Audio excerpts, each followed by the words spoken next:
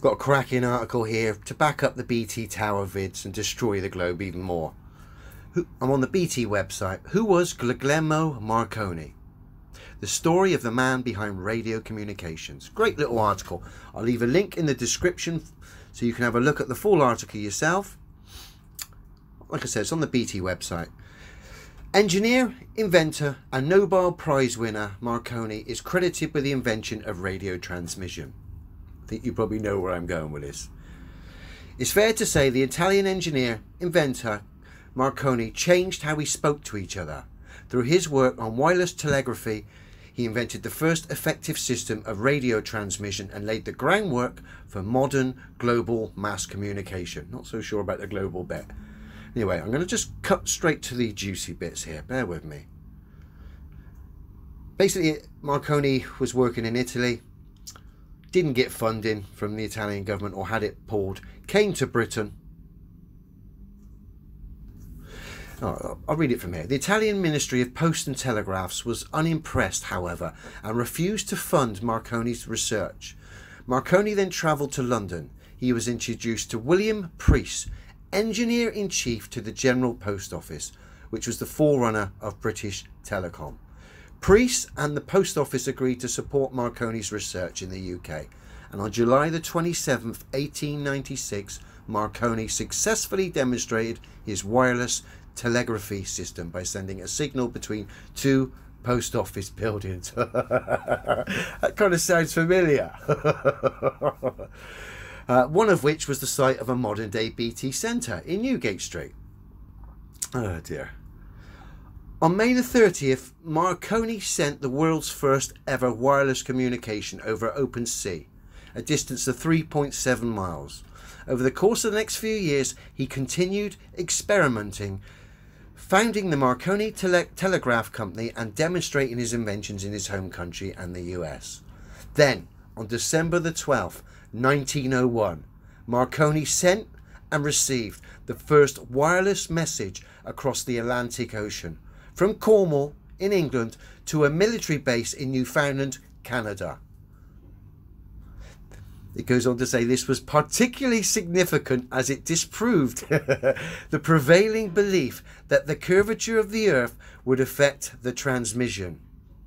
You had to put that in there because you know. You know the fact that these radio transmissions absolutely annihilate the heliocentric fantasy.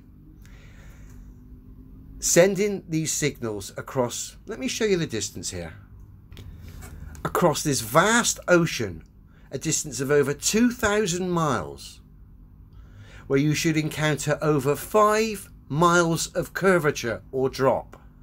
They know it's impossible on a globe, so they had to put that bit in there. I mean, when Marconi was in England sending this signal, he was on a 500-foot tall hill. He had a kite with an aerial on it. The kite was attached to a 500-foot tether. So in all, he was 1,000 foot above sea level, his aerial, and he's sending signals to Canada. That 1,000 foot is only just slightly taller than the BT Tower in Birmingham. Come on, folks, it's obvious. British Telecom have absolutely destroyed the globe again, with the help of Marconi. Back with the article. He continued to stretch the range of wireless transmission. On December the 17th, 1902, a transmission from Marconi Station in Nova Scotia, Canada, became the first radio message to cross the Atlantic to from North America, and he began to build high-powered stations on both sides of the Atlantic to communicate with ships at sea. Marconi shared the Nobel Prize in Physics with Carl Braun in 1909 in recognition of their contributions to the development of wireless telegraphy. Wow. Now, I'll leave a link in the description to the article. I'll leave a link in the description to the video that brought Marconi back onto my radar, if you like. I looked at him about 4 years ago. You would have thought, looking at the BT towers again recently, he would have popped into my head, but he didn't. It took me to see a great video by the Flat Earth Brothers. I'll leave that in the description because that talks of Marconi, goes into what I've kind of discussed in a bit more detail. Yeah, it's over. I know they put that in there about the Earth's curve, but that was just damage control. It's impossible to send radio waves that far, over 2,000 miles. Bearing in mind there was no satellites back then. You just wouldn't happen. It would be impossible on a ball. Cannot be proven whatsoever. It only makes sense if the Earth is level.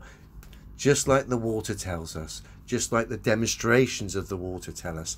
Just like the BT towers in England have told us and have destroyed the globe. So, and just like this Nobel Prize winner has shown us with his radio transmissions across bodies of water of over 2,000 miles, where there should be 5 miles plus of curvature drop, yet his kite was 1,000 foot up in the air.